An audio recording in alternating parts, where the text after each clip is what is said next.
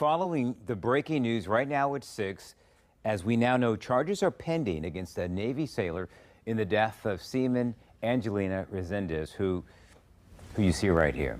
Investigators say the person charged is in pretrial confinement. A spokesperson for the Resendez family confirmed to me earlier today that the body found yesterday in Norfolk's Broad Creek neighborhood was that of the missing 21-year-old. Resendez was reported missing from her barracks at Naval Station Norfolk nearly 2 weeks ago on May 29th, but a statewide alert calling for help to look for her didn't go out until days later.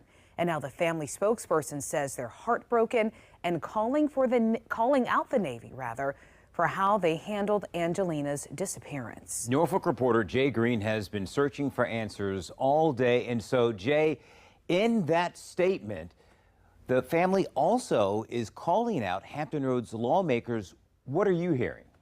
Well, Kurt and Jessica, Angelina Resendez's family says they were never properly notified about her disappearance in the first place, and they are demanding the U.S. Navy and lawmakers, including Senators Tim Kaine and Mark Warner, even up to President Donald Trump, address what the family is calling systemic failures that led up to their daughter's disappearance and her death. In that statement Jessica just mentioned, the family claims official channels failed to notify them properly and promptly and are demanding, quote, accountability for oversight that put her life at risk for mishandling that delayed justice.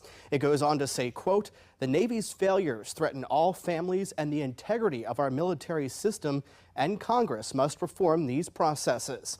In a statement, naval investigators say they have, quote, worked tirelessly with Navy leadership and local law enforcement since they learned of Resendez's disappearance and will continue to investigate what led up to her death. Now, we just heard from Congresswoman Jen Kiggans. She released a statement saying she's heartbroken.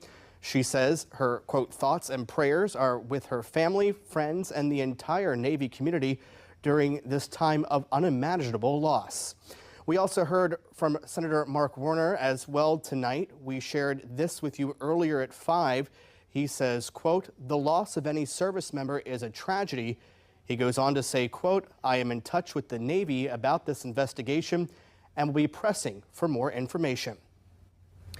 Again, NCIS confirms to News 3 a sailor is in pretrial confinement in connection with Resendez's death and that charges are pending. But there are still a lot of questions tonight, including what evidence drew authorities to that area of Broad Creek where investigators found her body. Of course, we'll keep you posted as we learn more about this investigation. Jay Green, News.